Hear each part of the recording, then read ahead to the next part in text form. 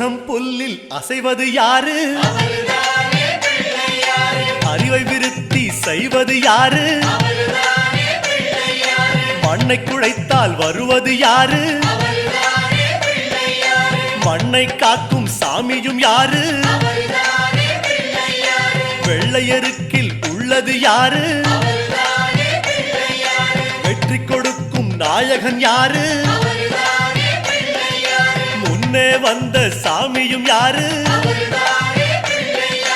அவரும் வாழ்வது எங்கே கூறு?